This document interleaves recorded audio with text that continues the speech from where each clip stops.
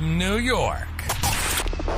Let's break some up. You're listening to Shatter the Glass with your sister from another mister, Yane.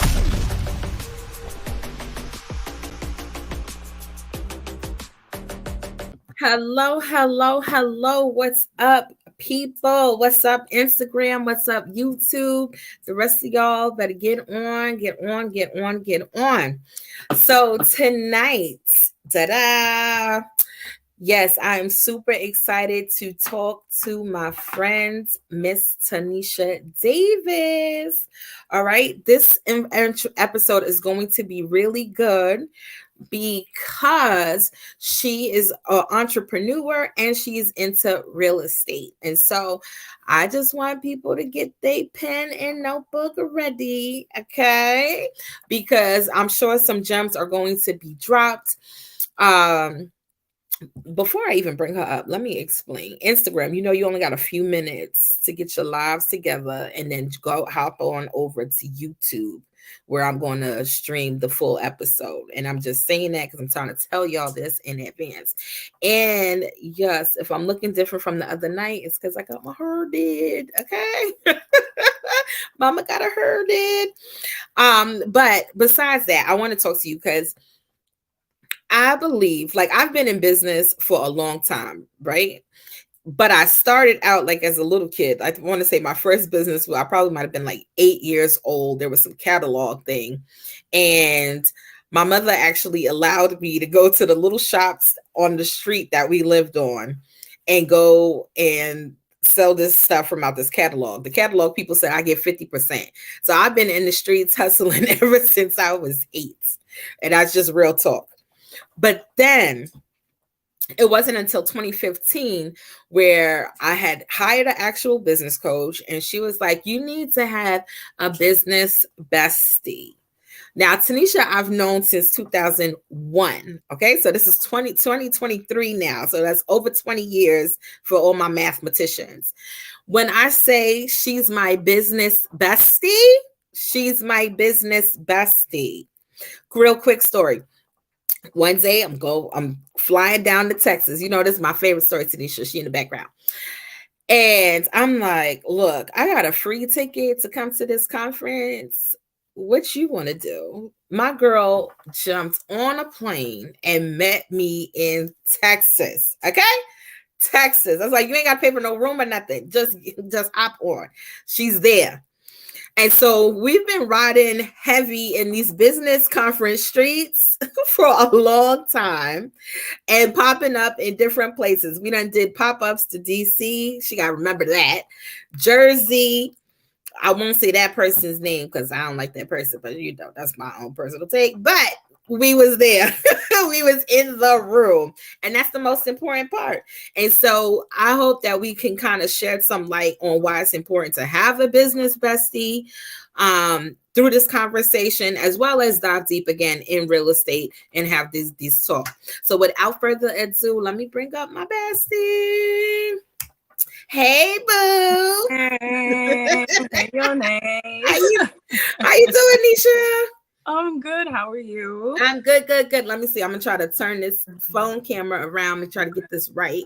All right. Let's see. So y'all can see me. Guys. All right. So, okay. Yes, there's a lot for this. I co-sign what you just said. But first off, thanks for honoring me to come on your show and to picking me to be one of your special guests. So thank you for that. But I think you got me beat with the entrepreneurship because I started at 12. I legit would sell, the little Sour Patch Kids that we got for a penny. I would double it and sell them $1 bag for $2. So I would make a profit. But yes, we've been heavy into entrepreneurship for years. Listen, it's the best way to be. People don't know. Okay. Right. Best way to be. I am super, super excited in having you here in this conversation. Oh, what's up, D? I see my girl on Instagram. Hey, boo. Delshanta, you know what? Before I jump in with Tenisha, you need to sign up too, because I want to talk about your album and different things you got going on out here too. I have a homegirl who I've been friends with too for years, since high school. Yeah. She went to school with me and Lee and everybody else. And she's great. Female rapper. Yeah. Real raw. Yeah, I love her. I love her. And she got 2 beautiful daughters. Okay. Yeah. And so I want to hear from her too on how it is to be a female in these hip hop streets. Well, I will definitely be on that show. You know what I'm saying? And keeping it authentic like that. I love her because she always kept it real all the time. No fronting. And you know how I feel about fake people. Yeah. And you always keep it real. So yes, I tell you, great people know great people. That's all I'm going to say. All right. So for you, since you now opened the door, talking about you as an entrepreneur since you was 12, I'm a flip my questions up. What inspired you to step into entrepreneurship? Because like, who gets in at 12? Like, I'm getting to this candy money. Well, I feel like it was always there. I don't think anyone instilled it in me, but I really say in college, right? You know, they tell us to go to school, get a job, you know, work the job for however many years and retire. But I knew something deep inside was like, this path is not for me. Because after we graduated, it was a struggle to even find a job at that time. That was what, 04, 05, 06. And so, you know, I went down that path. I got a job working at one of the big banks, and I thought I made it. Okay. Salary, I remember the day I got the letter. They're like, oh, you have a starting salary of $40,000. And back then, you know, when you're 21, 22, you're like, oh, shoot, that's a lot of money, right? Right, that part. So went to work, you know, I had a split schedule. Then over time, it was like 7 o'clock, I got to be at work. To leave, they didn't pay overtime. Like, it was just, I love my customers. Don't get me wrong. I love dealing with people, working with people, but just the politics of working for an institution did not work for me, right? Got it. Telling you when to go on break, when to go on vacation, when to have sick days. What are we doing? So after that, I realized, you know, this is not for me. I need to create another path for myself. And I started real estate, got my real estate license, passed the test the first time with flying colors. And, you know, I've been doing that ever since. Wait, no. You passed it with flying colors on the first time? On the first try. Well, I studied, of course. I'm just saying, we're going to put with some respect where we got to put it. Thank you. But the thing was, I was like, I have to create my own path. I have to find a way to make a decent living and also work for myself. So that's what I did. And that's why I'm here now. Yeah, but what made you choose real estate though? Because it's like, that's a good question. Yeah, like, where did real estate come from? Well, I always had an interest and a passion in real estate. You know, throughout the years, various family members bought and sold, but the real driving force for me was, you know, growing up in a single parent household. Mm-hmm. Mom had 5 kids. You know the story. My mom never had a house. So I was like, you know what can I do to help people achieve that dream of home ownership who wouldn't have the help or would become overlooked? Because I remember when I was 14, 15, my mom would go on a bunch of open houses and we would look at houses and say, oh, would it be nice to have this house? Or would it be nice to have this house? You know what I mean? So that kind of always stuck with me, you know, until she passed. I was like, you know what, let me do something to kind of honor that as well. So that was the catalyst also for me to start real estate, I'd say. Okay. Now, but did you in college? What was your major? Like, what did you study? So, a lot of people don't know this, but I started out as a bio major because, you know, Nisha loves the animals. So I thought I was going to be a veterinarian. And then that chemistry and physics, it was not doing what it was supposed to do. So I said, bump this. This is too much. Let me figure out something that is easy for me, because again, 4 or 5 years, 8 years in college was not going to do it for me. So I decided to switch majors. So I became a modern languages major with a minor in business. Yeah, so that's what I did. What is modern languages? Oh, so I studied Spanish, French, and some Japanese. Yeah, you girl, you gotta. Kanisha, oh wait, I was like Kanisha, but that ain't Japanese. That's bad. No, it is. It is. Okay. No, I'm international. Yes, exactly. Oh, one of the comments from Monet was, do you feel like school was a waste of time? Honestly, so I was gonna say, tell the truth. Yeah, yes, I do. Because after 4 or 5 years, you have so much student loan that no one really taught us about financial literacy. No one taught us what that debt, that it would add up with interest, right? No one taught us all of these things that some of us are just now learning now. Like, it's kind of sad when you think about it. So in my opinion, yes, I feel like it was a waste. I mean, granted, I met people like Yane and other friends that I still keep in contact with, but overall, nah. I probably would have started right out of high school, my real estate career. So, okay, so off track, but on track. Did your degree in these modern languages help you with real estate? Yeah, I have a handful of clients who I help that speak Spanish. So, I mean, in that aspect, yes. Okay, hola, mami. Right. It has come in handy while traveling, so I can't discount that. But it's, the saying that goes, if you don't use it, you lose it. So you constantly have to be studying and learning and speaking. So I want to know too, did you ever use your Japanese? No. That was one thing that I wish I did. I mean, I still plan to travel to Japan at some point, but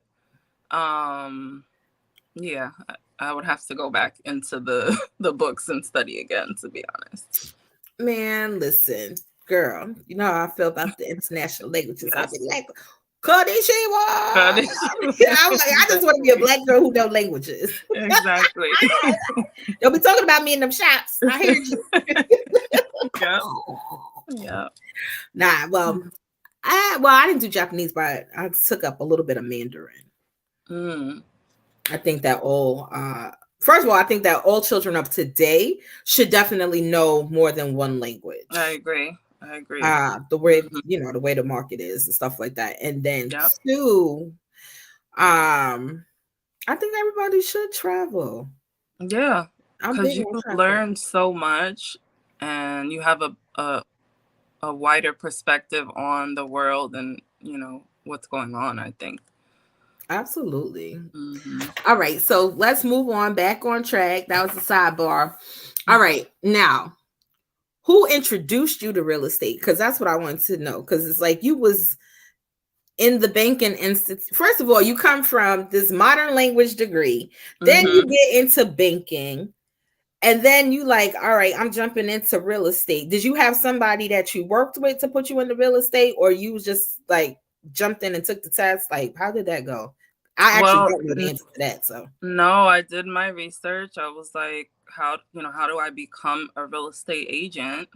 So I looked up different schools in New York City. I went to the New York Real Estate Institute in Midtown, signed up for the course, it took, back then, I think it was a month to finish. And passed, because you have to, for New York State, you have to take a school test and a state test. And once you pass both, you're able to sign up with a broker. So in New York State, once you get your license to become an agent, you have to work underneath a broker.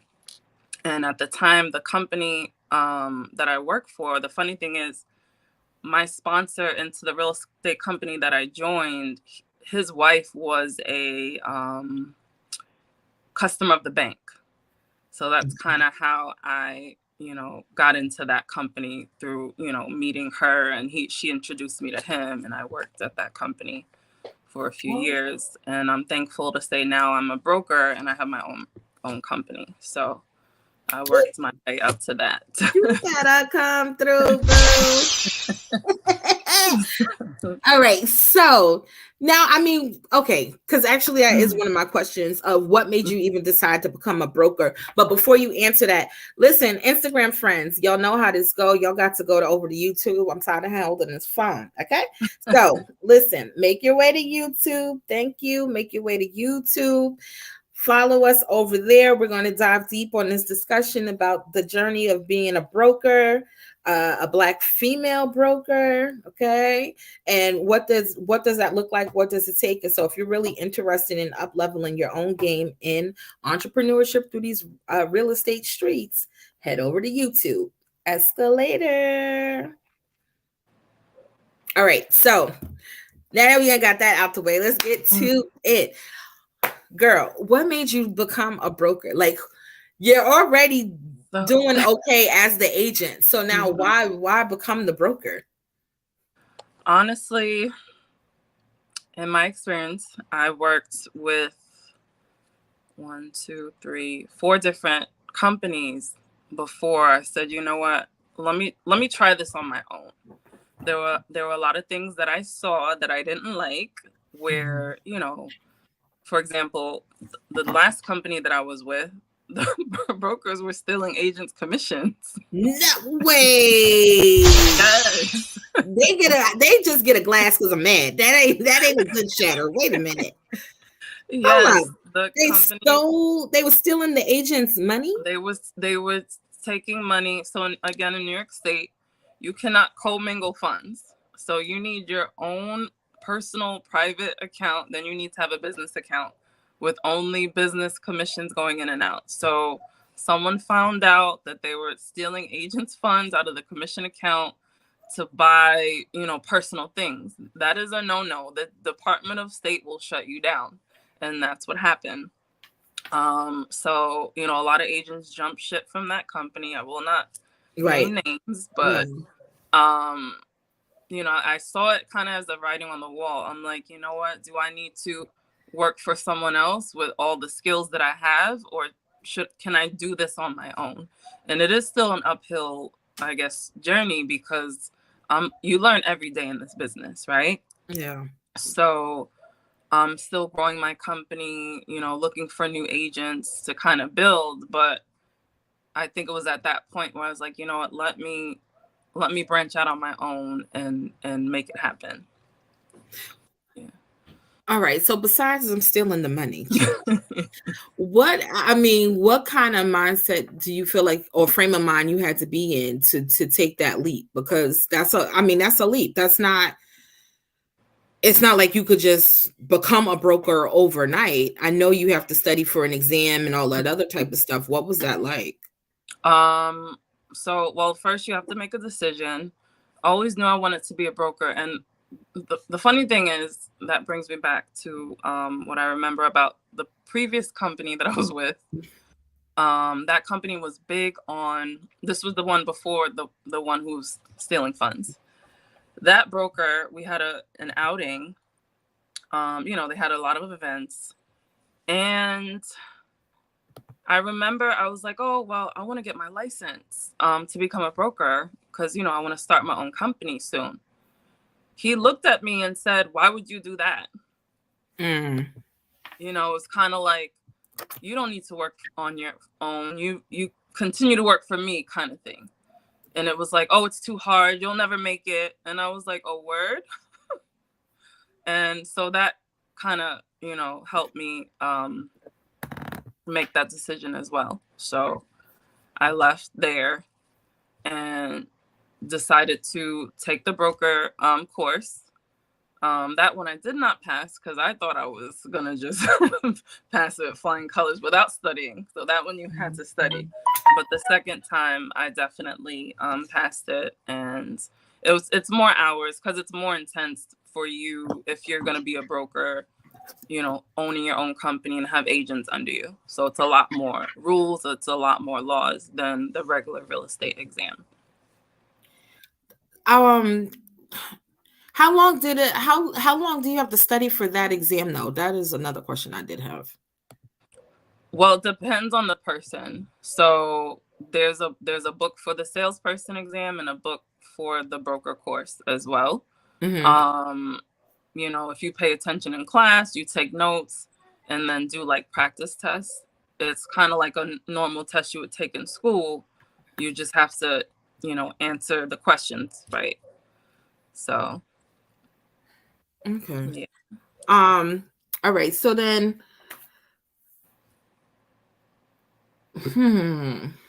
we got that. My next question for you is, what did you do during the pandemic? Because everything was shut down. And so how was that moving in these real estate streets when, we were shut down? I was chilling, to be honest. Luckily, I have money saved in the bank, so I wasn't too worried, but I knew, I was like, all right, once we come out of this, whenever we come out of this, I gotta hustle and make some things happen. But I took that time to kind of relax and reflect on where I've been and where I'm headed. So it wasn't too bad. I know they stopped, real estate agents and brokers from prospecting. They stopped us from doing like door knocking activities, like stuff to drum up business. They were like, nope, y'all can't do that. If we catch you, you'll be fine. And a lot of agents, had to resort to just picking up the phone to call current and past clients because we couldn't drum up new business because it wasn't allowed. So it's like, all right, what do we do? So, but for me, I took it as a time of relaxation, to be honest, and to kind of reflect and, figure out the direction that my business is headed. Okay, side note question. What was that fine like? What were do you know the money amount they would try to hit somebody with? I don't. But it was well in the hundreds and maybe low thousands, probably. That is crazy. How you gonna tell somebody not to prospect? You're not making the sale, you just making the connections. Exactly. But they were like, nope. Huh. Because when you think about it, people are tired of telemarketers. So it's kind of rare you get that, oh, you ready to sell your house? Sure, I'm ready. That sort of thing. So, yes, Renee, wow. Yeah, but that is, you think it was a New York State thing? Yeah, it was New York State, all of New York State. Mm-hmm. New York is a hater. Yeah. New York is a hater. I love my state, but this state is a hater. Exactly. Business, it's not good for business. It really isn't. I really understand now why everybody runs to Texas or Florida because they're more for entrepreneurs than New York is. Like everybody wants a piece of the apple, but it's not easy operating here in the apple. It's not. And people think agents, are rolling around like millionaires. There's 60,000 of us. Okay. In New York. New York City and Long Island. So, and everyone's trying to get their own piece. So it's not like, Oh, wow. Yeah. 60,000? Yep. I mean, well, are you talking, when you say that number, is that for commercial or residential? It's residential. Yeah. Oh, wow. That is a lot there. Or people who are licensed. It probably has gone down a little bit, but the last time I checked, it was about 60,000. Do you know anybody who left the game and was like, I'm just going back to a 9 to 5? I know a lot of people. I have good friends who just couldn't stomach the ups and downs of the uncertainty of getting a check. It's something that you kind of have to prepare for because we don't get paid bi-weekly or even once a month. One month you might not get anything, but another month you might make 20, 30, 40 grand.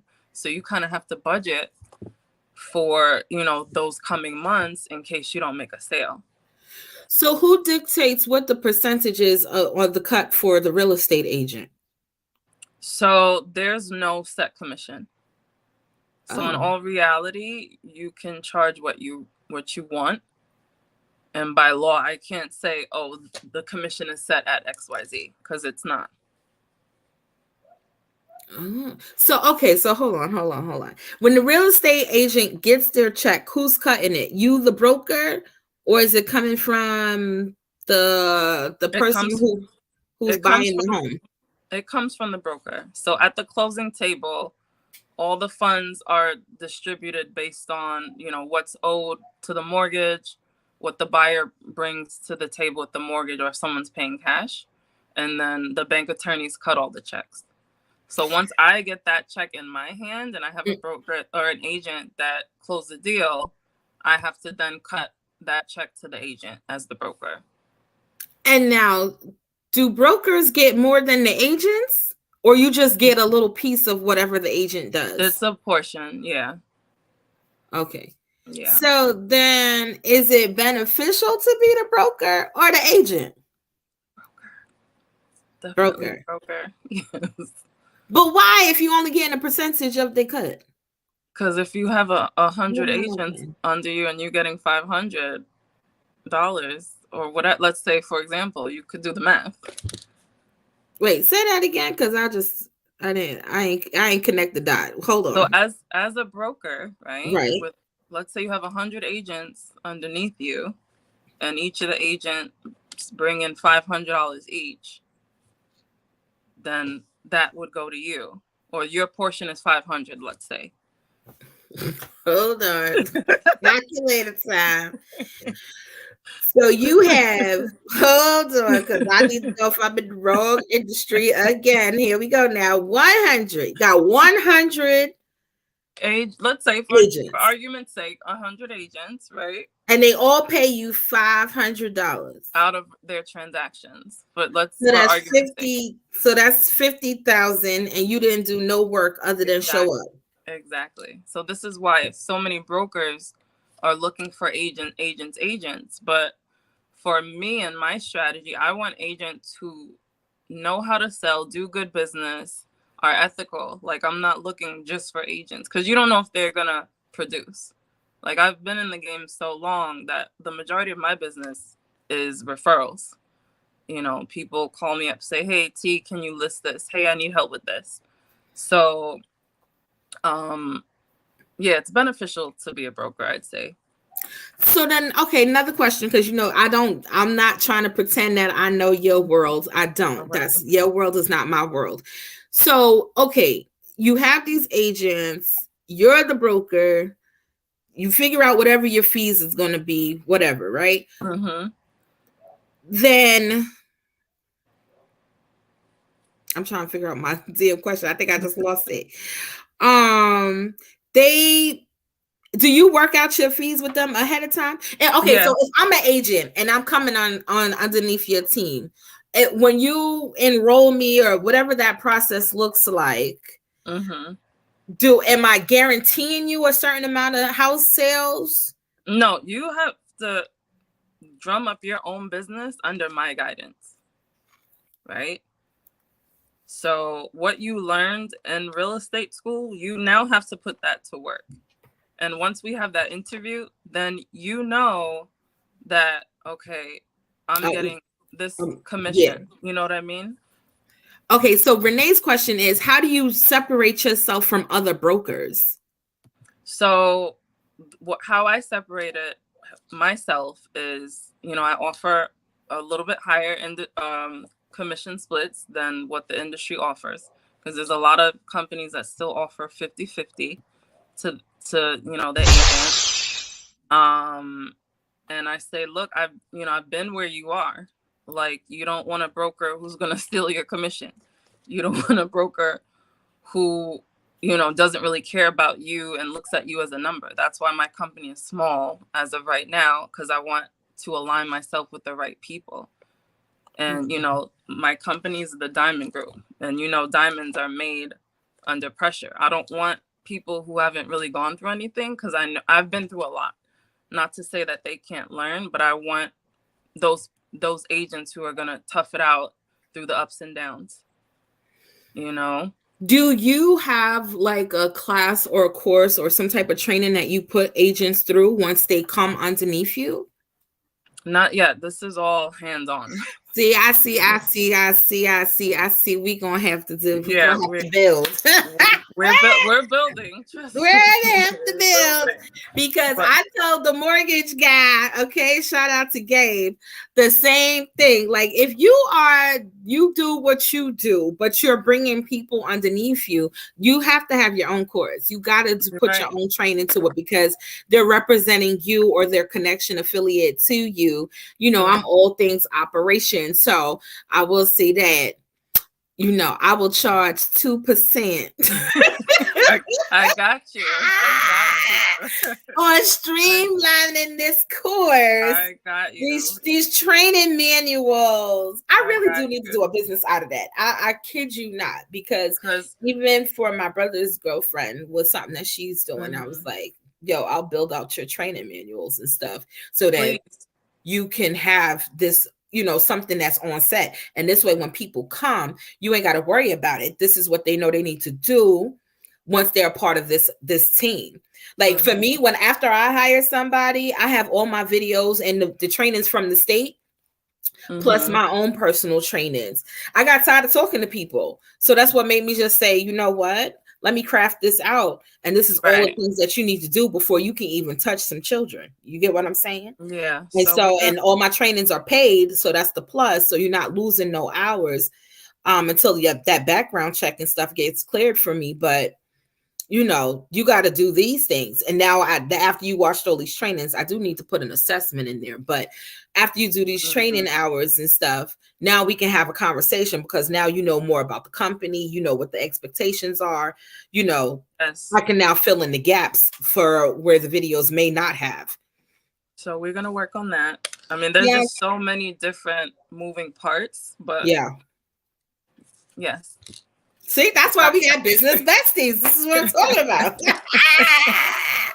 All right. So wait, because now, all right.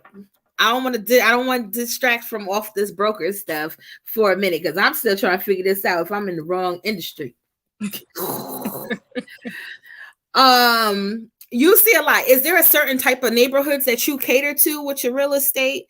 Like, is it because you do all of New York City or Long Island? That part I didn't. I do Long Island, Queens, Brooklyn, Manhattan. If I get a referral in the Bronx, that's a sale. I'll take it. I don't touch Staten Island. I don't know anything about Staten Island, but overall, you know, those boroughs plus Long Island. So, do brokers get a listing like the agents get a listing or no? You mean like when y'all know when houses are going out for sale or? Oh, so we work off of what's called the multiple listing service. Oh. So, for example, I'm part of LIBOR, which stands for the Long Island Board of Realtors, right? When I was in Manhattan, I was a part of REBNY, which is the Real Estate Board of New York. It's kind of crazy to me still that there's not one central board for all of New York City and Long Island, but a lot of the powers that be want to keep it separate. And, you know, that's also political, but that's probably another conversation. But, you know, Manhattan is separate. Brooklyn has their own board as well.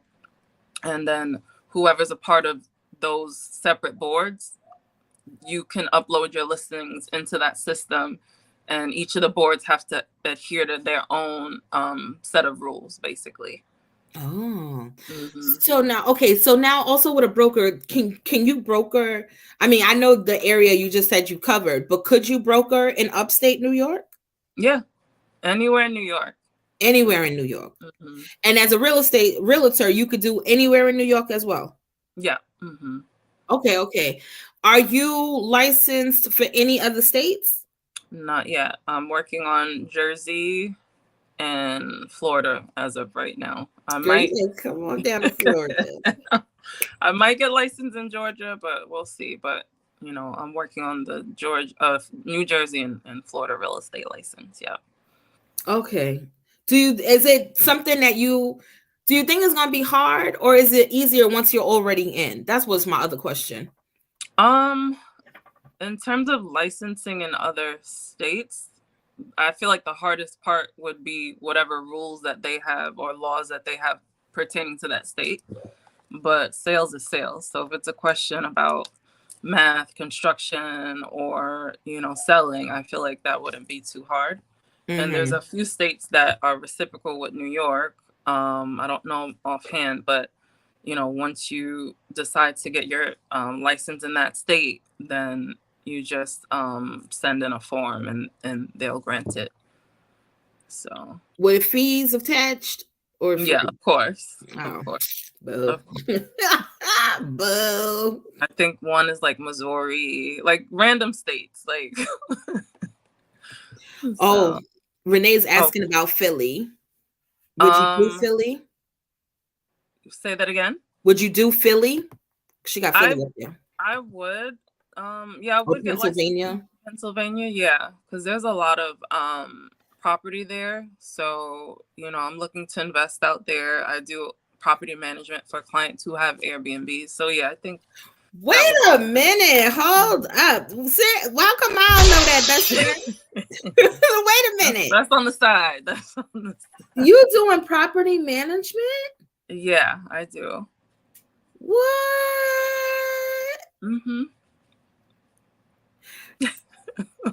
All right, all right. I'm not okay. No, I am gonna go there. So wait, hold on. How long you been doing property management? Let's go that way first. Probably a year now. I mean, I've done it before, but that's probably what I need your help in, building out all this stuff. I'll give you 5%. How about that? Okay. I'll take. Look, Renee said you the bomb. Yeah, thank you. Okay, she said also, what about real estate abroad? Now, we've had this conversation for almost 10 years. I'm gonna sometimes I kick myself because I had the opportunity to partner up with a woman who's an amazing woman who has villas in St. Martin. But the only thing was I had to just up and leave at the time. This was probably 10 years ago. And I was just like, I wasn't ready. But looking back, I feel like I should have jumped on that opportunity because New York is always going to be here. But that would have kind of changed the game for me. So yeah, I do definitely want to do real estate in other countries, different islands, that sort of thing. That's why, I named my company the Diamond Group International, because that's where we're going to be headed. Like, no matter how long. Okay. I need that too, because this girl plans on doing some stuff overseas. That. Yes. I'm big on overseas. I'm big on doing some things in Africa specifically. Yes. I want in on the continent. And I'm going to say that because when I stayed in Uganda, I saw everybody over there. Okay. Building and doing stuff that did not look like us and living their best life. And so there is I've seen a lot of people from out of Britain. I've seen the Chinese, I've seen Indian, and I was like, wow. And they've built really great places, like whether it's villas and hotels, restaurants, all different types of stuff. And I mean, they're doing great. They're living humble lives. I'm not saying anybody's like, they're not billionaire status or nothing like that, but they're doing really, really great. And they took full advantage. And then there's some expats and stuff that I follow who they went over. I don't know if I shared the video to you, but there's these 3 college friends.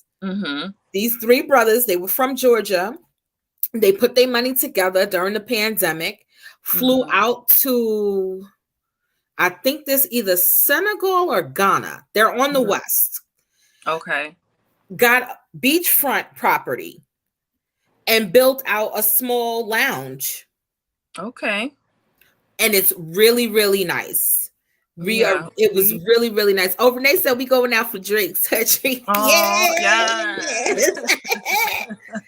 You know, I gotta put a date in advance to get a babysitter. Yeah. Exactly. But yeah, and so I'm looking at it and I'm like, I want to do this kind of investment. Now, one thing I know personally from watching others invest abroad is understanding about the deed and title to the land, because there you can have somebody who owns the land and they're like incognito, and another person. So say Paul owns the land. Nobody has seen Paul in 10 years, but here comes Tenisha now, and Tenisha is like, oh, I own the land. And so now I'm paying you this money thinking that you really own the land. And then I find out after you got my money, you don't own nothing. Yeah. And so because of the court systems and stuff over there, it's a little, it's not like here in the States at all. You really run this risk. Shout out to my brother in Uganda, Herbert, because he has a very similar story where he put all his money into this land, and then come to find out somebody else owns it, and it was this whole big catastrophe. And I felt so bad, like he was really shattered because this person now stole his money, and they work really, really hard over there. If you have a regular job, right? Like if you don't own a business, you have a regular job. It takes a long time to save up this cash. Right. And so, there's people who are getting $13 a day in American money and working really hard for that. And, here we can make $15 an hour. And it's just different. It's just different. But it was really, really sad. I hate to see people get taken advantage of, and that's what happened in that case. And so I know when doing stuff abroad, you definitely got to have some connects and good networking. Like you got to build a relationship with somebody out there. But people are open to it because Africa is open for investment. Right. I say all of that to say that there's a lot of people who are willing to, network, partner, and all that type of stuff. There's also a couple, I'm not sure if I sent you them. They're out I believe they're in Senegal. They bought 12 hectares of land.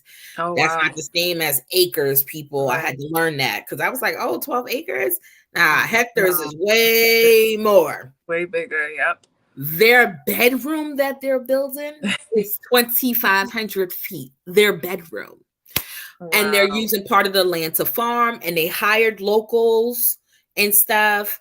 One of the guys is a retired military guy. And so, he used his, they used some savings and they made it work. There's a lot of people going over there with $5,000, $6,000, $7,000 and making some things happen. That's amazing. It is amazing. I want to know, is Herbert going to try again? Like what? I hope so. I actually gave Herbert a couple of dollars and was like, yo, here's the restart. So you don't even feel, you know what I mean? Because it just bothered me because he's a really good dude and he's a really great teacher.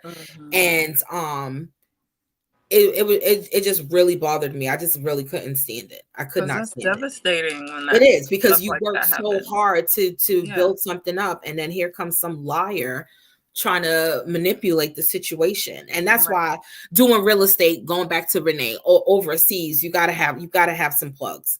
You gotta have somebody who's willing to fly back and forth for you if you don't trust them on the ground. Definitely. You know what I mean? But nah, I want to do something too. So yeah, it's time for you to go step it up and do something. I don't know if you know Dawn Renee. Dawn Renee does real estate overseas. That's who I was talking about. Really? Small world, girl. Small world. That's who I was talking about. Yeah, Dawn Renee. Okay. I met her years ago on a trip, and like it was so casual. Hey, come work for me. And I'm like, I just started my real estate career here, and I was like, oh, I don't want to, but I should have. Nah, but Dawn Renee was in the room with one of us in one of these places that we was at doing business, girl. That's how I know her. Oh, okay. She's in the tribe of the coaching. So okay. Well, we'll meet again. Yeah, we gonna cross paths and all that stuff. No, I'm friends with her on Facebook. So if you need to connect, I got you. Okay. That is funny. Isn't that? It's a small world. Yo, it's a super small world. I can't believe that. Yo, you just blew my mind. I wanted to say something, but that's what off your conversation. Never mind. All right. So what are some things that you've had to endure? Like real estate is still pretty much a male dominated industry. Have you had any issues? Male dominated, yes, but statistically speaking, women are better real estate agents and brokers. Really? Yes. Are you speaking because that's your feelings or you got some stats? You could hear me, right? Yeah, I can hear you. But did you hear me? Are you just, is this personal opinion or you got no, stats? This are real stats. I could show receipts. Really? Mm-hmm. Interesting. I don't know the latest, but I will email them to you. Statistically, women are better agents because we're more emotional and can sympathize with clients depending on the situation. They might be going through a divorce or, empty nesting or downgrading, upgrading, elderly. Like there's all types of situations that can come up when dealing with someone who's selling or dealing with people who are buying. Mm-hmm. So I really haven't. I mean, I've had my share of situations, but for me, I won't let that stop me because, if you decide to be an agent here, you have to abide by the rules. And I could go on and on about different things that happened. The main thing that I don't like so much is the male ego because that kind of gets in the way. Because we're all here to earn a living and help people while doing it. That's the bottom line to me, Yeah. So. Yeah. Okay. So, what are some things? I said, what are some things that anyone who wants to be a broker or agent should know? So, if they're okay, they have to be serious about it because statistically, agents drop out of this profession within the first 2 years if they get discouraged, if they're not making the money that they want to make, or they don't see progress. They're gonna drop out. That's another statistic. But if they're serious and this is what they want to do and they're passionate about it and they want to actually help people, because yes, you can make a lot of money, but at the same time, your main goal is helping your client. And that's what's called fiduciary duties. First and foremost, you have to have fiduciary to your clients. Okay. So you have to have fiduciary to your clients, you said? Fiduciary duties to them. Oh. And we can probably go into more detail on another live because it gets in depth, but the gist of it is, they have loyalty to that client and that they come first basically before your pockets. So my advice would be, if they're serious, go take the course, interview with as many different brokers as possible. Because again, also you want to be in a good environment where that's going to help you grow as well. You want someone who's going to be your mentor, or a company that has a training program, hint, hint, that, they could go to. Because the broker might not always be available as well, because they still have their own book of business that they have to run, right? While helping the agents underneath them. But the agents that I have do have an understanding, like, if I don't get back to you right away, I'm going to call you as soon as I can to discuss whatever issues that they might be having. So can you be a broker and an agent at the same time? No. Okay. I mean, okay, let me retract that. You can be a broker. Okay, so in New York State, let's say you own your own company, right? Mm-hmm. And let's say, Yane, you have a brokerage upstate, right? If we consent, I could say, hey, I want to be an agent of your company because I want to learn about upstate real estate. Mm-hmm. As long as the two brokers consent to you being an agent or me being an agent under your company, you can do that. But the majority of the times, a broker is a broker, so why would they want to be an agent under another company unless, business wise it makes sense for them? So okay. That's one scenario. Yeah. Okay, I wanted to make sure. All right, but you couldn't be a broker and an agent on the same deal. What do you mean in terms All right, of? So say Paul, I don't know who Paul is, but Paul getting live tonight. Paul buys a house. You're his agent. You're his real estate agent. Mm-hmm. But he needs a broker on the deal. Can you be the broker and the agent at the same time on this one deal, or no? Yeah, you can. Okay, that's what I want to know. Yeah. So you could get. Well, you mean if he's buying something, right? Yes, right. Paul is buying a house, and then you his agent. Yeah, so I'm helping him to buy. Right. But all deals need a broker, right? Yeah. So if I'm representing I'm trying to understand what you're saying. If I'm representing him, yeah, I'm the broker. So if I'm getting paid, that money goes to me, to the company, technically. Right. Does that make sense? Yes. So you can be his agent and his broker. Technically, yeah. Technically. I know. Listen, people, first of all, please go and do your own research, okay? Yes. We're not co-signing nothing. But if you following and can read in between the lines, because your brokerage company may be different from your real estate company in some cases. No? So, okay, I'm gonna paint you this scenario, because like a contractor, I can be a contractor, but I can also own the construction company. Right. And so you can hire me just as the contractor, or you can hire me as your construction company. They're two separate companies. I see what you're saying. And so if you hire me as as your contractor, the contractor's job is to find the construction companies to build out this project. Right. But I get what you're saying, but if for real estate, it doesn't work that way. Okay. Okay. So that's what I need to clarity on. Hire, whatever company, like the Diamond Group, if you hire us and you sign a contract with us, you can't go around and look at Remax or Exit or another company, because you already contracted with us. You have a contract with us to either help you buy or help you sell your house, or help you rent, or help you, lease your apartment. So when I hired the Diamond Company, then I'm using a real estate agent that's underneath the Diamond Company. Right. Or me, the broker. Or you, the broker. So the broker can do deals without being the actual real estate agent. Right. Absolutely. All right. Now it's making sense, because that was getting a little twisted and turvy here. I was like, wait, and I pray, I'm sorry if I confused anybody that's watching and listening. But I know that there's different ways of people going about different things. That's that's true. And so people can have multiple companies and use one of their companies to pay their other company to do the job. Oh, right.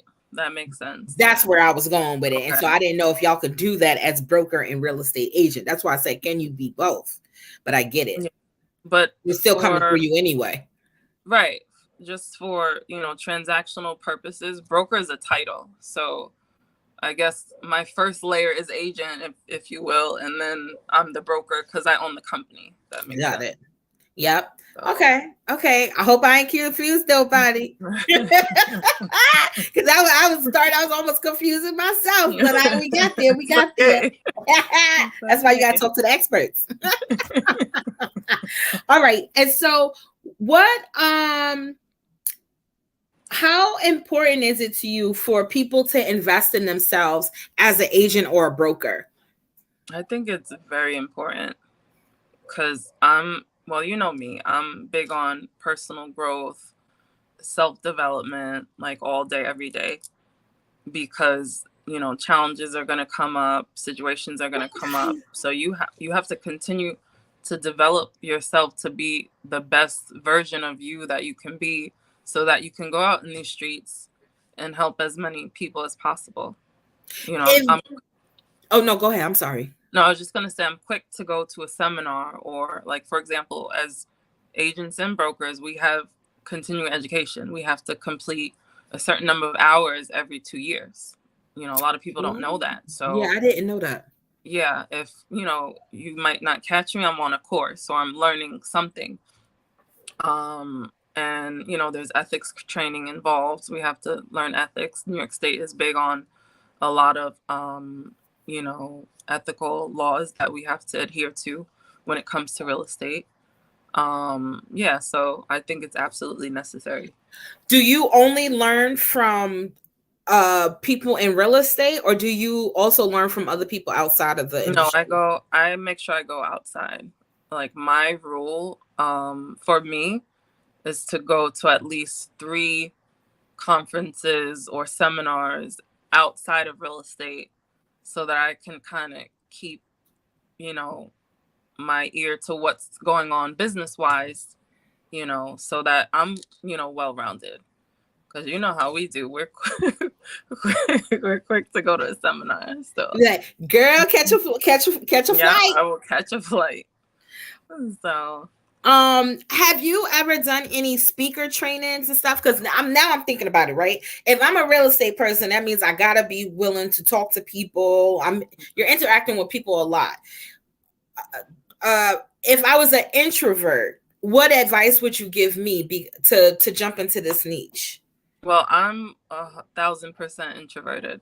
Like, yes, I am. You don't believe it, but yes. I don't. It took me a while. Like, when I first started, Yane, when I tell you, I had anxiety speaking to more than one person at a time because I'm like one-on-one. Like, I like that connection. But if it was a couple or 2 people, like, that would drive me nuts. So, no lie, like, I would write out affirmations. Like, I'm comfortable speaking in groups of people. Like, that kind of what's helped me to kind of be where I'm at today. And I've done speaking engagements. I've, you know, gone up in front of a crowd. Even today, I was nervous, but I'm like, all right, you know, it's okay. It's Yane, you know.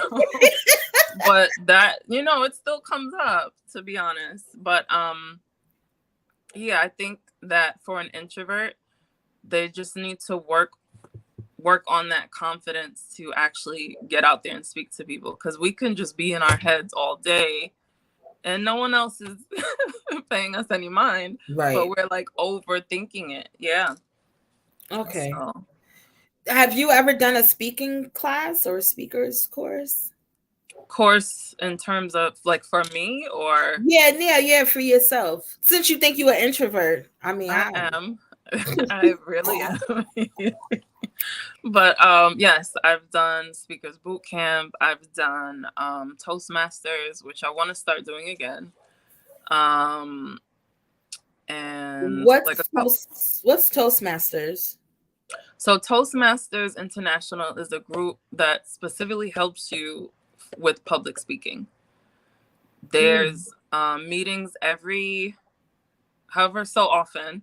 Every city, every state has different chapters of Toastmasters. So you could just go on the website, Toastmasters International, look up your city, see when they're meeting. I know since the pandemic happened, they had virtual meetings, but now I guess since, you know, things are open, they probably have in-person meetings.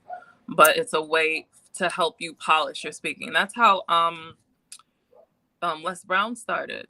He got one of the top honors with Toastmasters, or he's the best speaker in the world. Basically, he got that award.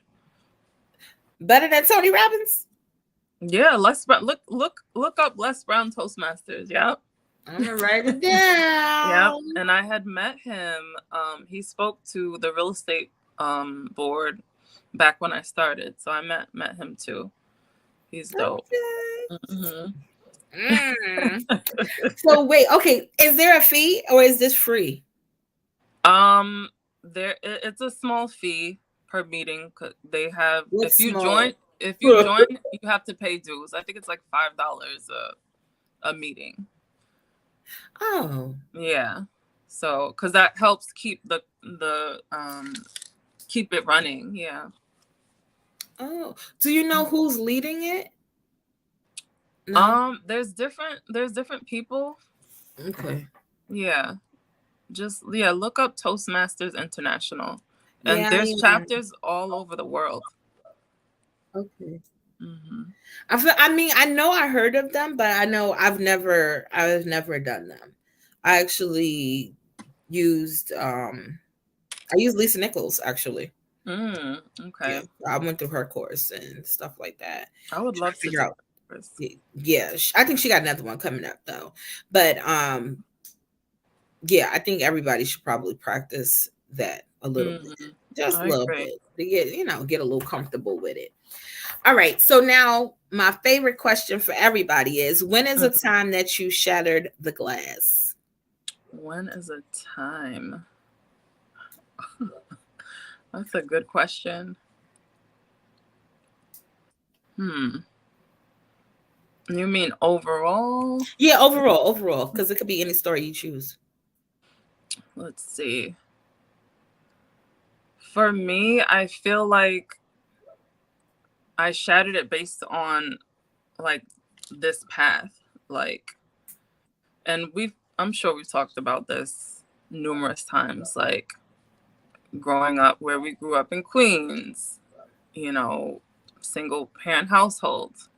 Like, I feel like breaking those stereotypes, like, I know a lot of the times going back to looking for jobs after college, I know for a fact that I wasn't hired based on my name.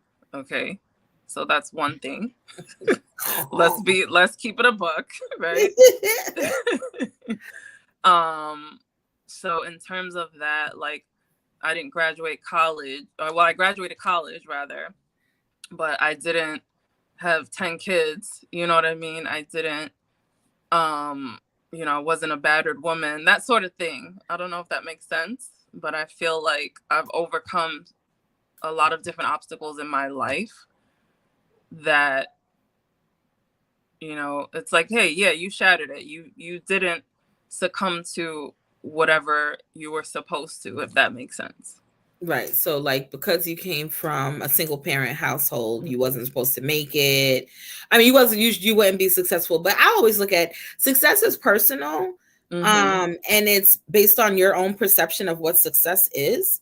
I don't feel like there's a real definition to success, but I do feel like there are ways to interpret if you feel like you've been successful.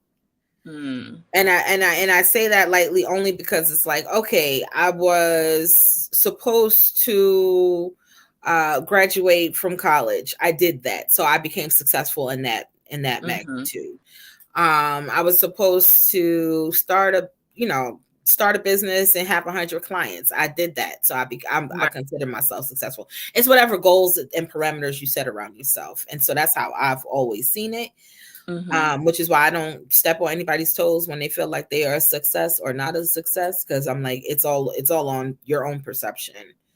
At the end of the day, hell, crossing the street might alone for the first time is success. You know what I mean? Like, getting up is a success, because in this business I could be depressed all the time, but I'm like, no, I gotta keep going.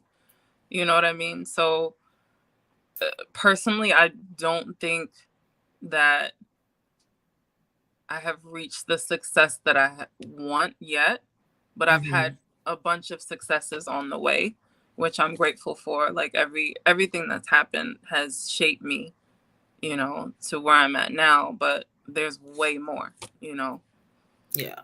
So what's next for you? Since there's way more, I want to be all in your business. What is something that you want to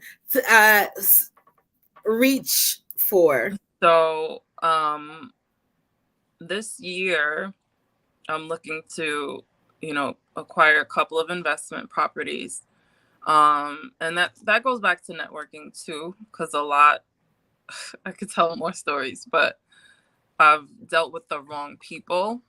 So, you want to make sure you're in business with the right people. Yeah. So what? Tell us a story. What was wrong? What went left? You don't got to use no names, but what went left? Long story short, I wanted to partner up with someone, put money on a deal, and it just went left. It was a bad decision, so it didn't work out. So now I'm realizing, okay, it is good to partner, but I can also do things on my own. Right. So that's kind of where I'm at now. And just for this year, just building and growing the company. Yeah, but you ain't say what went wrong. Was it that they had no money? They lied about who they was? We will leave that for another show. Come on, Nene. I just want to know, was they broke at the table? Because you can't come to an investment deal with no ones. Yes, let's just say they didn't have didn't have what they were supposed to have. Right. Well, I think that that's good for everybody to know, which goes back to like my Herbert story of knowing who people are before you broker any type of deals, so that you're not wasting your time or your finances or your feelings, because it can get very ugly when we are talking about money. Right. You know, money is personal. And it's so funny because I interviewed Audrey Godwin, and she was like, why is money personal for you? And I was like, I don't know. Right. You know, she's the whole finance coach. I'm like, I don't know, but it is. And where did you learn that from? I said, I don't know, but it is. Right. Because I don't mind talking numbers with anybody, but it's personal for me if you're going to try to violate my money. Maybe and in our interview, I couldn't even articulate that correctly, if I'm being whole honest. And so when that interview airs, people will know what I'm talking about when it comes up, because I'm like, I don't know. No, that makes sense. But I know it's personal. It's your relationship too. Yes. And so she wants women to have a better relationship with money, which I think we all should have a better relationship with money. Because like I said, to even in Renee's interview, money without a destination becomes a problem. It goes very quickly. It does. And so you should have a plan for your finances. Absolutely. And so, you know, we don't have enough of those conversations, and she was very clear about that. Like, she's on a mission to make sure women are informed around their money, understanding how to safeguard themselves, learn the foundational principles around money. And I think that's true. And I'm saying that, I'm bringing that all up to say is because there's people who want to get into investing in homes or buy their first home. And so what does that look like? That means getting your relationship with money together, so that you can have the discipline enough to do what you need to do, whether it's pay your bills and get up your credit score, clear any old debt, save, whatever. And so I had, I remember I was bad, real bad with money. I don't know if I ever told you I had an ex that used to call me Cece. No, I don't remember that. Yeah, nah. I dated this dude. He was like, yo, your name is Cece. And I was like, what? He was like, compulsive consumer. Oh, wow. And I was like, did you just try to come for me? It's like, I don't care what you call me. I got my own money. Like, you know what I mean? Right. But then I realized later on, like, yeah, nah, I gotta do some things that's better. Like, what difference does it make if you have these expensive pocketbooks? You know what I'm saying? And nothing in the bank. What are we doing? This is wrong. Not that I did, because I don't want nobody to think that. They'll be like, oh, so she was broke for sporting those bags. No, it wasn't that. It was, do I really need to keep purchasing these things? No, like Coach Dooney and Burke, like all the companies I'm buying bags and stuff from, they was already good. They didn't need my money. I didn't need every color. I'm gonna put it that way. Get you a good, I'm not telling nobody don't buy you a quality bag. Go get you your one favorite purse, or maybe 3. Exactly. I'm gonna be realistic. But you don't need every time a new one comes out. And I had to learn that. I had to learn that. Are you gonna buy stock in the company? Right. That part. Right. So I'm not really a bag person, but I do remember when I was 18, I had to get a polo pocketbook. You can tell me nothing, okay? Nah, it was bad. They knew me on 5th Avenue. Oh, wow. Like, I could get a phone call. Wow. Okay. Yeah, nah, it was, yeah. And then I'm like, this is not the life. Like it was, but then you wise up. Mm-hmm. And so my mother was like, I'll never forget. She was like, you just had to get it out your system. Yeah, that's You know what I'm saying? And then like as you mature up, things will change. So yes, definitely your early 20s, go have fun. That's all I'm gonna say. But be wise about it. Don't put yourself in debt trying to get the bag. Yeah. And I mean a literal pocketbook. Right. That a bag. literal pocketbook. Yeah, not not a money stack. So what else do you have? Because some people don't know. Okay, so you're a real estate agent, you're a broker, but you're also an author. So I co-authored a few books. How many? 3. Okay. Working on my biography. There's a lot of juicy things in there. I do property management.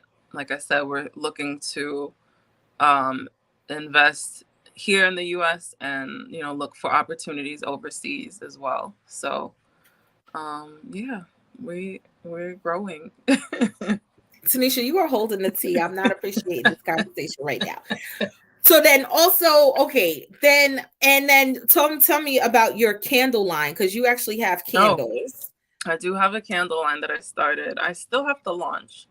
It's just so many things, but I have 3 scents right now. Oh, yeah.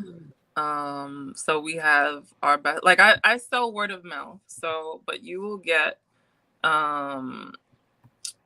Well, I guess we could figure out. We could launch and put it together, but.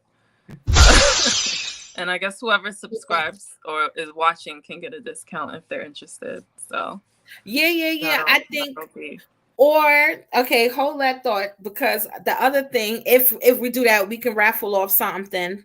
Okay. We can do a challenge and give one away. But I'm also thinking too, all right, people, let me rewind. Let me bring people into the fold. So when I started to think about Shatter the Glass, I had my own epiphany and aha moment, right? I called 2 people. Only 2 people knew about Shatter the Glass. And that was Tenisha, who's on screen, and Dr. Bola, who is my educator bestie. So Tenisha is my business bestie. Bola is my educator bestie. Those are my sisters in the space.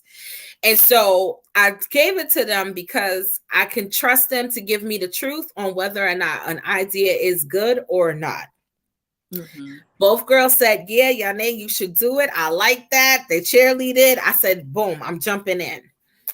Then Bola, who's still trying to figure out what she's gonna talk about if she come on the show, I'm gonna get her, was like, yo, I'm waiting for the conference or the Shatter the Glass retreat. And so I bring all of that to say, because your gift, your candles could be a gift for whatever we decide, whatever I decide to do. I'm with it 1,000%. You know what I mean? Or we could do a launch of some sort. Now, you let me know how you want to make that roll, but okay, I'm just saying. I'm ready. Renee said, "Baller." Hey Sam, how you doing? Hi. And so, I think that would be a great idea. Okay. I don't know. I'm in this season of leveraging me. I don't know if I had that conversation with you, but and so I want to do that. I want to just really connect people to stories and to things that's happening, and that's current, and people who have definitely done things to do, who are blazing their own path. I'll put it that way, blazing their own path in their lane. Sam is saying, what gloves do you have at home? None, Sam. Gloves. No gloves, Sam. But yeah, and so I don't know. I want to see what else can be done in this space. I don't know if it should be just a conference and a retreat, or both. I think both. Both. We could pull off both. Yeah. Yeah, but if we doing something like that, y'all got to be opening up. Y'all got to share. Y'all be tight. Share with the people. Share. Oh, I'm gonna share. Trust me. No, but you know what? And I'm gonna say this online and while we're live, because everyone else is doing these real estate investment groups. Maybe we should do one. I like it. Because I don't know if Shawnee from well, she got a new husband, but Shaquille O'Neal's wife. I don't know if you know that she tapped into real estate. I didn't know that. Yeah. On one of the shows, she was actually she was looking to buy some stuff in Costa Rica. Oh, Costa Rica is still hot. I mean, a lot of real estate there has been bought up, but that's one of the countries that I'm looking to invest in as well. Yeah. And so I'm thinking of that, and it's like people are forming clubs. Grant Cardone has a an investor circle club, stuff like that. And I feel like there's some other people, but those are the ones that stand out to my mind that I could put a name on. Right. That might be something. That might be something worth talking about. It's better to make money with friends. Yeah, let me write this down. I know, because you'll be like, Yanni. So remember when we had the conversation when you said, yeah, I'm gonna remember it because it's something I think that could be done. I think that's another way of leveraging and generating wealth or creating wealth. I agree. Yeah. The investment club. Yeah. And so I've been trying to also figure out what does this conference and stuff look like if we have it for Shatter the Glass. I think I want to take everybody on a personal journey of what I do when I do the goal-getter parties, which I'm overdue for one. But shout out to Urban Vegan because they said I could use the space to throw the next party. Let me know I'm there. Yes. They did. And they was supposed to do a live interview there, but also I can use the space for a goal-getter event. And you know their food is good, so that definitely would be popping. Oh, Renee said, I have to ask, how do we deal with the redlining? Oh gosh. How do we deal with it? I feel like if you're suspected that that's happened to you, report it. Oh, I didn't. Yeah. Who do you report it to, though? Well, I don't know where Renee is, but if you're in New York State. She's in New York State. So the Department of State. Really? Now, the NAACP has done some issues around that, but it's mostly been in Long Island. They are notorious, or were. And again, that goes back to the ethics trainings that we have to do. And a lot of that has come from, I don't know if everyone's seen the Eyewitness News interview where they had undercover testers and people who posed as buyers looking for houses in Long Island. And I'll send you the article. A lot of brokerages and agents, they got in trouble for it. Really? And 9 times out of 10, it was a POC who was treated differently than, someone, who wasn't. Right. You so busy trying to be politically correct. Yeah, they was brown and they got the frown. Okay. Right. Or there was Asian, it could have been Asian, Latino, Latina, or Black. Yeah. Yeah. Oh, wow. And the funny thing is those people that posed as buyers, they had more money than their counterparts, and they were still treated unfairly. So yeah, remind me to send you the article. It was a big thing all over the news. Yeah, no, I didn't. I definitely did not see that. I didn't see that. Interesting. Okay. That's sad though. I think, it's 2023. I would really hope that we would be past some of these things. Right. And it's just like, if you can afford to be in the neighborhood, you can afford to be in the neighborhood. But I guess this is why I also say it's very important to revitalize our communities anyway. And I know it's kind of hard to do, and some people, you know, I don't know, everybody has a different mix of emotions towards that. But there was this brother in Houston who he had he technically bought the block back. Okay. And so what he did was renovated them, fixed them, and he used brothers that was coming home from prison to be his tenants. And so like a 3 or 4 bedroom house, he had 3 or 4 of them. They all separately paid their own rent. And then found out that they had a lot of skills like around carpentry and stuff. And so then he kept buying, flipping, and fixing, and he started utilizing them to help fix. So now this gets them a job and they have a place to stay. And you know, it was a very remarkable story. Yeah. And so I think that if more people did that or contributed to it in that type of way, it could be a game changer for communities of color. Yes, absolutely. Yep. I think it's all about the financing and stuff like that too. You know, financing and mindset. Right. Financing and mindset. For sure. Which is my last question for you.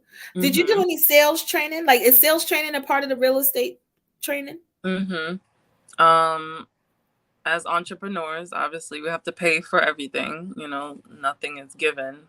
Right. So I've done trainings with, you know, well, they're probably not as famous now, but like Floyd Wickman, or I've taken Grant Cardone's trainings before. There's some big industry people. Why am I drawing a blank? But, you know, different big names in the real estate industry who do trainings, and, you know, they'll have seminars. So we would pay and go to those. Yeah. Do you require the agents underneath you to go to sales trainings?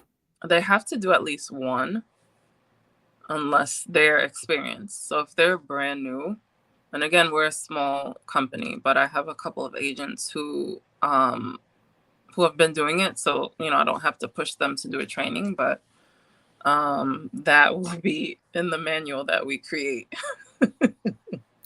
Yes, honey. Yes, but yeah, no.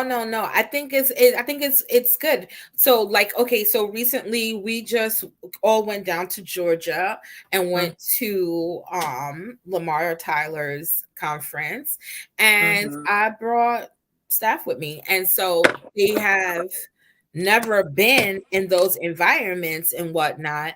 And I was like, you know what, I need to make sure that somebody hits the road with me once a year. And some type of, you know what I mean, once or twice, maybe even twice a year and stuff like that. Because the more your team is trained, and sometimes not just by you, I'm saying this to my fellow entrepreneurs out there. Don't think you got to be the only trainer. Right. That part. There's things that you need to do specifically for your business and your brand. And then I think there's other things that they can benefit from hearing, because that will make them stronger and understand the dynamic of their responsibility in your company. And I say that because I think I did something with April, like back in October.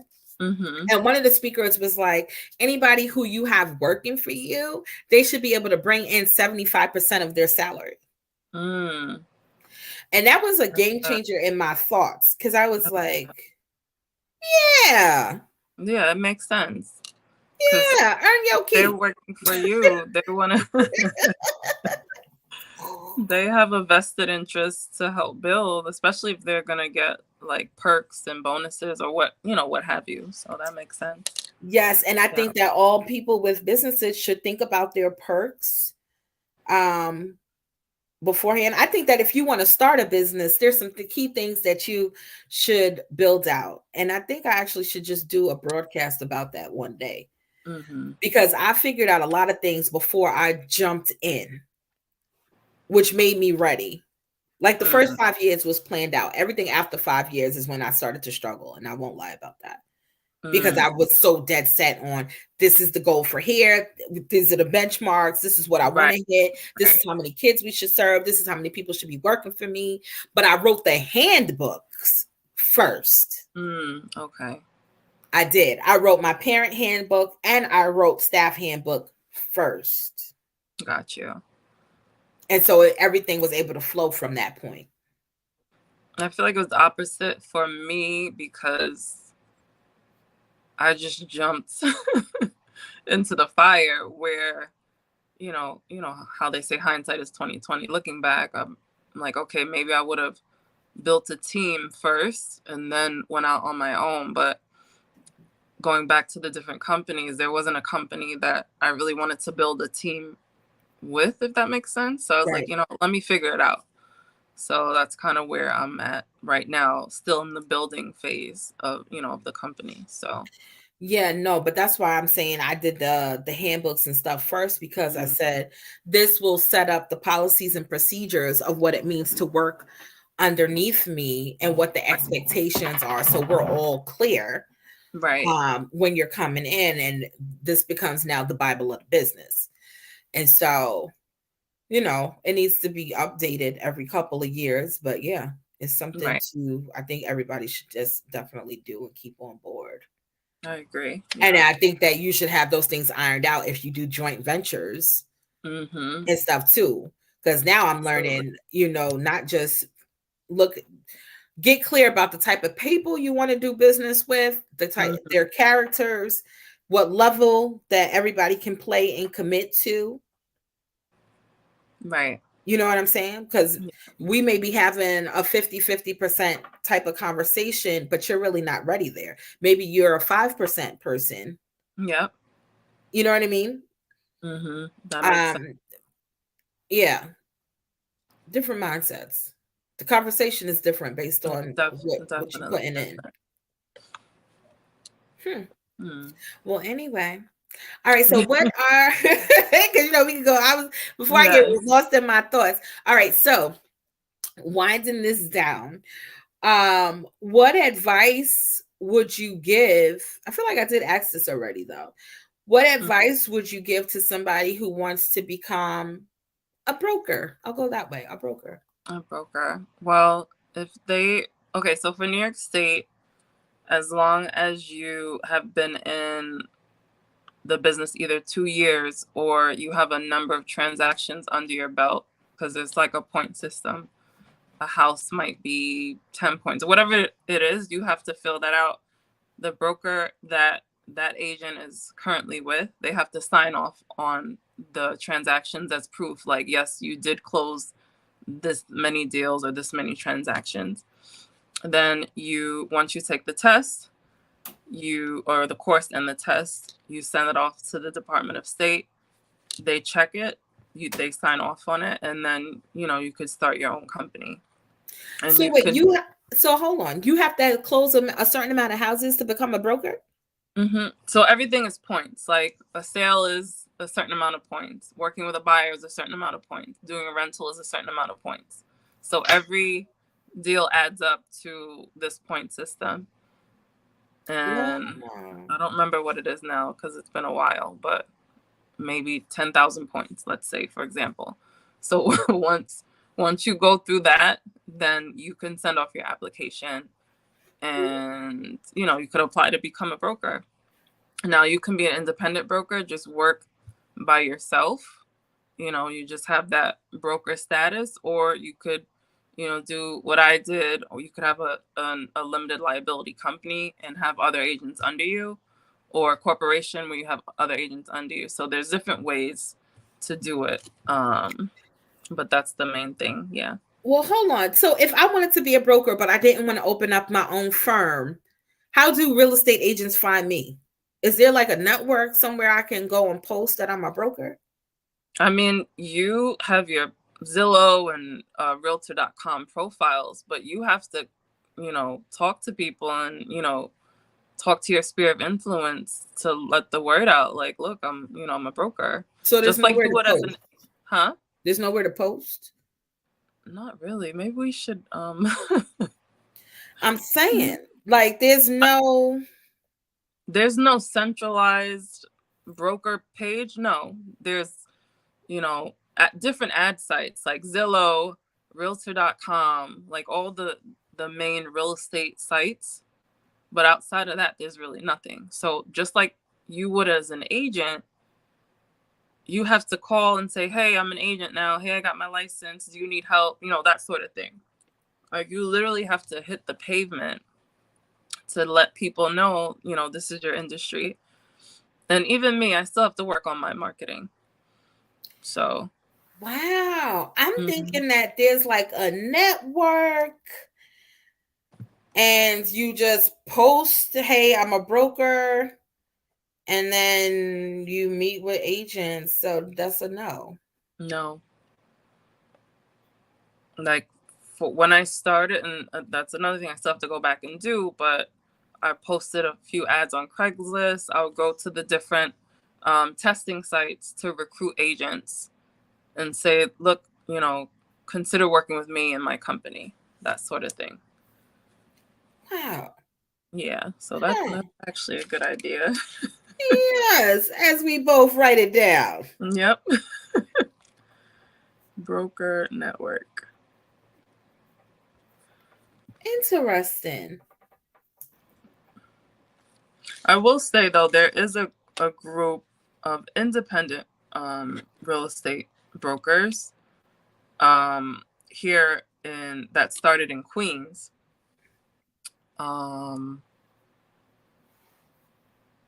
But are they only for brokers in Queens? It's a small group, yeah. So there's not like a huge overall network of independent brokers. But I think that's a good idea to like put it out there, or maybe like do an app or something. Yeah. I need my 5 cents, Tenisha. I need my I 5 got you. cents. Hold on. And I don't want 5 cents. I want 5%. Let me put this together. 5%. I got other stuff I'll do $5 for, but I need 5%. Hold up. Wait a minute. That's so interesting because for educators, we have different groups and stuff where we can post. I guess because it's so competitive. Unless someone started it and I don't know, we don't have that, because the bigger companies, like the Elements and the KWs, and they're already established, so a lot of people go by the name. But when you think about it, you're not going with the name of the company, you're going with the person who you know and trust, right, that is an agent or a broker. So it just depends on the client and the customer. What about, I'm gonna write it down, but I'm gonna text it to you. I see the wheels turning. Yeah, because I'm like, wait, what? Ain't no network? What? I mean, it's something to build out for sure. Absolutely. Like, how is it you get in the game and you don't have no place to go as a newbie? As a new broker, you mean? Yeah. Well, you're going based on what you learned as an agent in that other company. Because I could have came from a mom and pop shop, right? And then gone from, and a lot of agents do that. They'll either say, oh, my aunt was a broker, my uncle was a broker, so I just went to their company. But once they go to one of the bigger companies, they learn like, oh, wow, there's more to real estate than what I thought or what I knew, that sort of thing. So yeah, I think a huge network is a good idea. And so is anybody doing broker trainings? Yeah, there's broker trainings within the boards. Like we have trainings, like a training calendar. Yeah. But they're given by the state. By the state or the local board, depending on the type of training. But nobody else outside of that? No. Mm-mm. Yo, that's crazy. I see opportunities. situation to even pitch to them. That's all I'm saying. I feel you. We're gonna put it together though. I got your 5%. Yeah. Mama need coins. She got a baby now. Yes. I need my coins. Whoa. Okay. Mm-hmm. Okay. I don't know. My wheels are still turning. That's why I'm like, wait.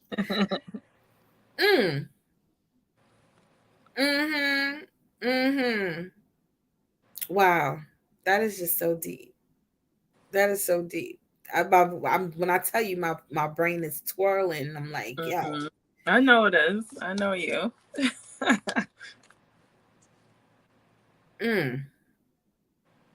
Wow. Okay.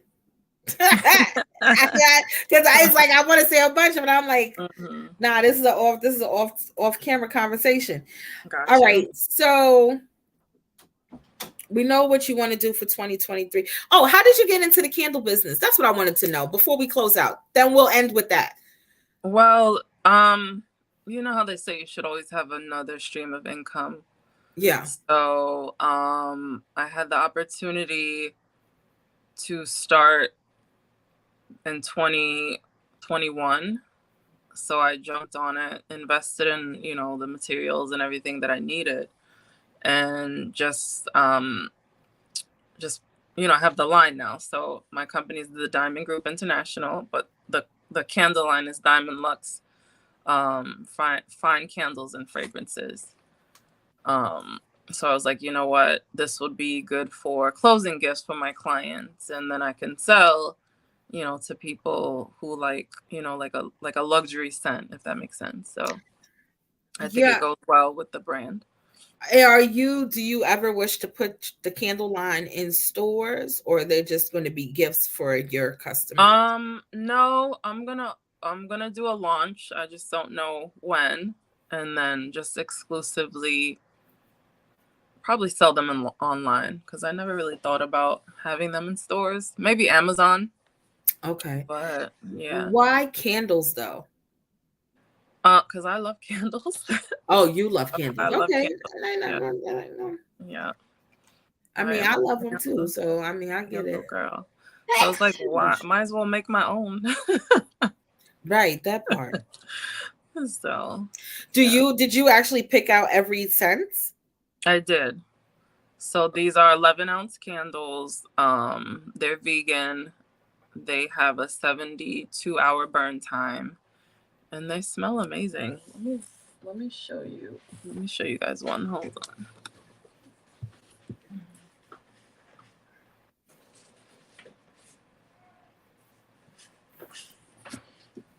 So this is the bestseller, Illuminated Rain. Okay. I mean, I wish you could smell it, but have a cute little box, and then the wrap. So who picked your packaging and all that type of stuff? I picked everything. Oh. So okay. I'm so sorry. I know we're supposed to be trying to stick to real estate, child, but I get excited talking about business. Business is like talking about good cake for me. All right. So you picked out the color, the scent, the packaging, and the packaging. Is it being manufactured here in the U.S.? It's here in the U.S. Yeah. Is it through I don't want to tell all your business, but is it through a third party? Yes. I mean, okay. And I'm saying that, let me clarify what I mean, because okay. So Reading for Smiles has apparels, but I'm leaving that company that was handling my apparels as a third party, and I'm jumping ship to somebody else because they removed things from my product line that I wasn't notified about. And so I'm like, how are you doing that? And that was like a bestseller for me. Anyway, like matter of fact, I think you own the shirt too. The motivated one. Yeah, I like that one. Yeah, they took it out. Why did they do that? I don't know, but I'm like, yo, how do you cut my money like that? I got issues, and so therefore you will be losing me as a partner, and it's my design. So anyway, right. So I was heading over towards Printiful or Printify. I don't know, whatever one, because those are two separate companies, people. So just in case, I don't remember which one, but one of them offers candles. I'm going to say that. And so I was going to design Reading for Smiles candles to add into the new shop. Got you. Because the old supplier doesn't even do that anyway. So I'm like, I might as well do something that, you know. And so is yours like that? Or are you dealing with a real candle maker? I don't know if that's right. No, it's not. Well, I'm not making them myself. Like, I'm not pouring the thing, but I picked everything down to the scents, the packaging, the colors, everything. So yes, these are candle makers, if you will. So they usually, so like a Printiful, those type, I think it's Reddit, I don't know, whatever it's called, Bubble something. Do they usually create a fake, not a fake website? They help you generate a website for your merch. This place doesn't. I gotta do everything on my own. You have to do everything. Yeah. Oh, Renee said, bring the candles at the vegan event. Oh, how does she know that we're vegan? Oh, you told her we're vegan? No, you said it. You said the candle is vegan, and I said that I would do a vegan roots. Got and you. Yeah, and Renee's cool with the vegan roots. Yeah, she's eating at the restaurant too, so she's a fan. Yes, like we love our vegan treats. Yeah, my vegan anniversary is coming up soon. So how many years? 4. Congratulations! Thank you. Yes. So, but yeah, I'm not vegan. I'm vegetarian. So yes, it's okay. Yeah. As long as my vegan friends be having issues with me around that. Huh? I said my vegan friends have issues with me about that. No, it's your own time. You know, it's all love. Yeah, no. Well, first of all, I love cake. Cake has eggs. I haven't stopped eating the cake. Well, I'm gonna get you a cake that you will think that it has eggs and butter in it. Okay, I guarantee you. I have not had anything yet to change my mind. I will, or I'm going to order it just for you. Okay. I can't wait. You know I'm a foodie, and this cake changes the game for me. So yeah, and that's why I'm like, nope, I'm just vegetarian. I'll stay in this bubble. I'm okay with that. I got you, boo. It's okay. Whatever. All right. Well, any last words that you would share for anybody who wants to jump in, even in investing in property? Just make sure your credit is good. Make sure, you're building some capital to have skin in the game, because you're going to need capital. And just go for it. Do it. What's a good number to have on deck? I mean, that's hard to say because it depends on the investment that you're going after. But as a minimum, you need at least 50 grand, I would say. Just to, right.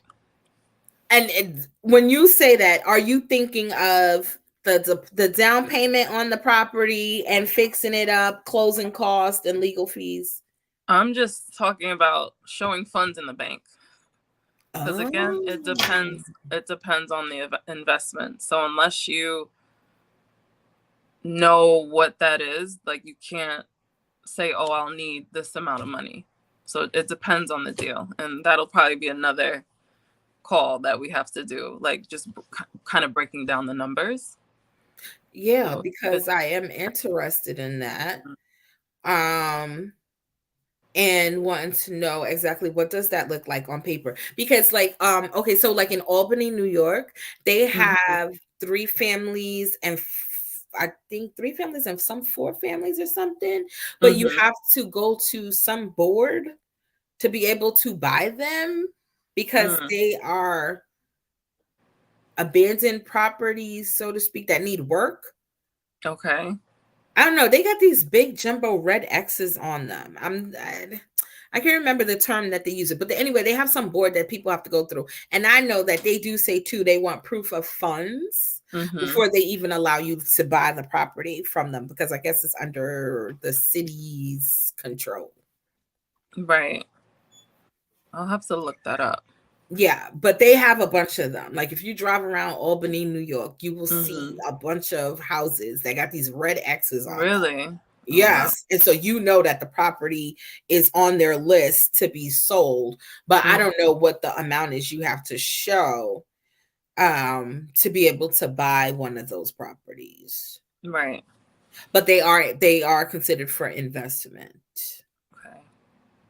Yeah, it all boils down to the price of the property. Yeah, because there's some prices here that also have they're like $10,000 and stuff like that, but they need a lot of work done to them. Yeah, if you can get it for that low and know that the resale, or if you're gonna hold it, you're gonna make a profit, then that's a good way to go. You just have to get an estimate on the work. So wait. Okay, wait. All right, last question for real. What do you think is better, to buy and hold or buy and sell? It depends on the investor. I can't answer that. Tenisha.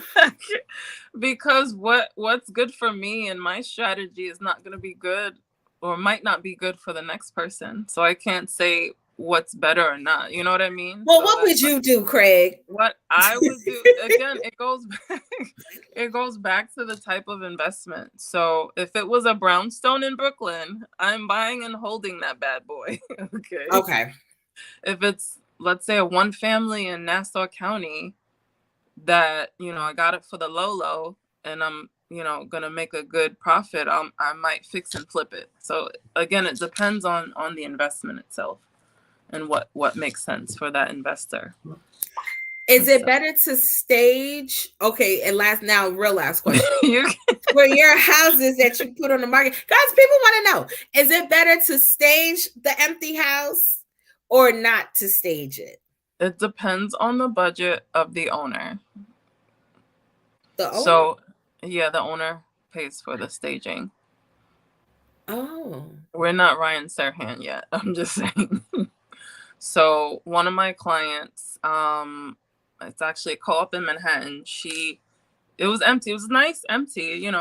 When a space is empty, you get to see the whole space. But She was adamant she was like, I want to stage it. My neighbor staged her house, so I need to stage it.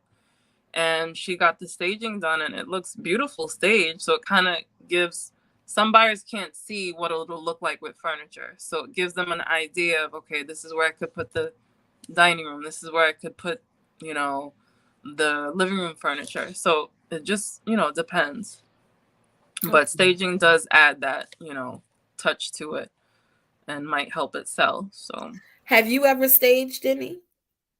I've staged a few, of my own. And so when people stage, because now I really need the tea. If you decide to stage, is it because you have a partnership with a furniture store, or is it you found your cousin's Mookie couch and you just threw it in there?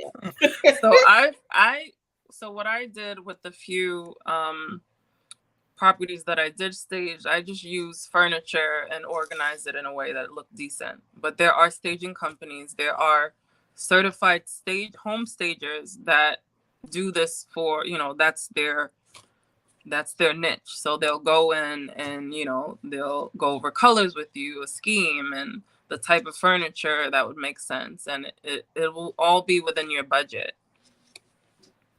Yeah. Do they force you to stay staged for a certain amount of time?